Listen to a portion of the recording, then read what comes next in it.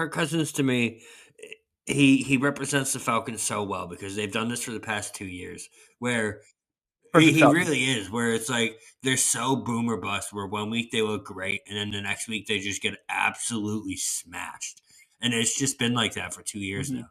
So I don't know if they're gonna sniff the power rankings anytime soon, but I don't know.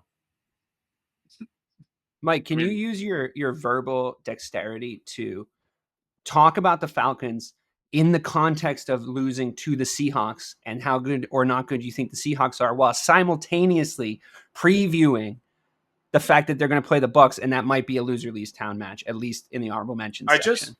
Okay, yes, I can do this very eloquently. I'm going to try to.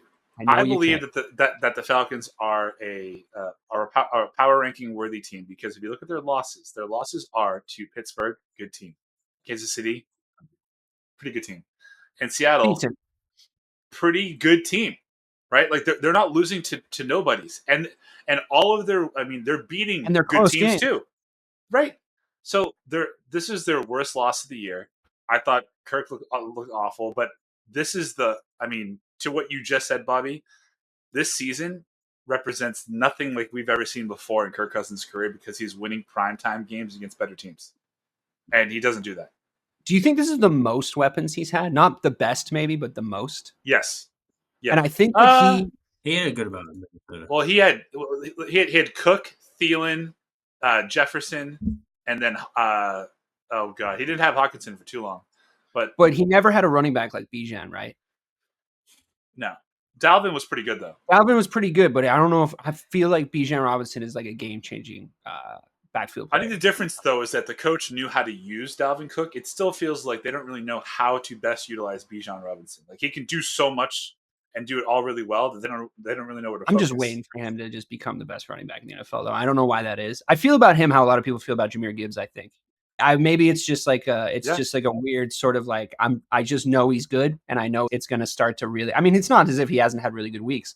Like this last week, he put up some good numbers, but I think that the idea behind Kirk Cousins being a spread the ball around guy is a good idea. I think that he is sort of that dude, right? Where he can really feed a lot of mouths out on the field if properly backed up by a good backfield and like proper play calling.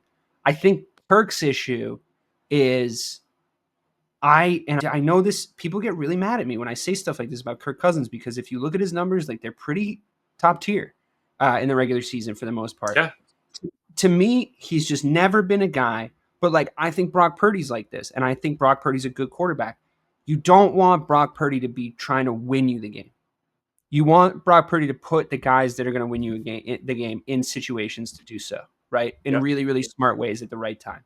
So I like Brock Purdy. I'm not slandering Brock Purdy. I don't mind Kirk Cousins, especially now that he's out of my division. I'm not slandering him either. I just want to make that clear. I'm just saying sometimes Kirk puts himself in a position where he's like, I'm going to go get this one. And I think that's what I saw a little bit this week, where I'm just like, dude, use your guys, man.